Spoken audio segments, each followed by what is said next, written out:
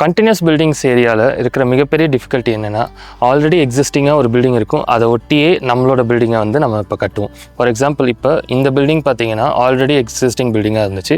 So அவங்க வந்து அவங்களுடைய அவுட்டர் வாலை இந்த இடத்துல பிளாஸ்டர் பண்ணி பூசிட்டாங்க.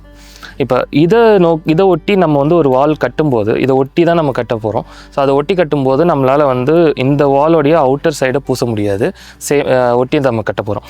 ஸோ நம்ம என்ன பண்ணணும்னா, இந்த இடத்துல தண்ணி உள்ளே போச்சுன்னா இந்த வால் வழியாக சீப்பாகி இந்த சைடு வீட்டுக்குள்ளே வந்து வர்றதுக்கு நிறைய வாய்ப்புகள் இருக்குது. அதனால் நம்ம வந்து வாட்டர் ப்ரூஃப் வச்சு, இந்த இன்னர் சைடில் வாட்டர் ப்ரூஃப் வச்சு நம்ம வந்து கட்டணும் அண்ட் பிளாஸ்டர் பண்ணணும். அது இல்லாமல் இந்த கோப்பிங் டீட்டெயில் வந்து நம்ம வந்து பண்ணணும். ஸோ கோப்பிங் டீட்டெயில் அப்படின்னா என்னென்னா, ஸோ இது வந்து எக்ஸிஸ்டிங் பில்டிங்கோட வால், இது வந்து நம்ம பில்டிங்கோட வால். இது ஆல்ரெடி இருந்துச்சு. This building is we are building it now. So இதோடைய அவுட்டர் சைடை நம்ம வந்து பிளாஸ்டர் பண்ண முடியாது. ஸோ அதனால் என்ன பண்ணோன்னா, இந்த வாலையும் கனெக்ட் பண்ணுற மாதிரி இந்த ஒரு காங்க்ரீட் பிட், இது பேர் கோப்பிங் டீட்டெயில்னு சொல்லுவாங்க. இந்த காங்க்ரீட்டை வந்து இதுக்கும் அட்டாச் பண்ணி நம்ம வந்து போடணும். இதை மிஸ் பண்ணுறதால என்ன ஆகுனா, உங்களுக்கு நாளடைவில் மழை பெஞ்சு எங்கேருந்து தண்ணி வருது அப்படின்றதே தெரியாமல் பில்டிங்குள்ளே தண்ணி சீப்பேஜ் ஆகும்.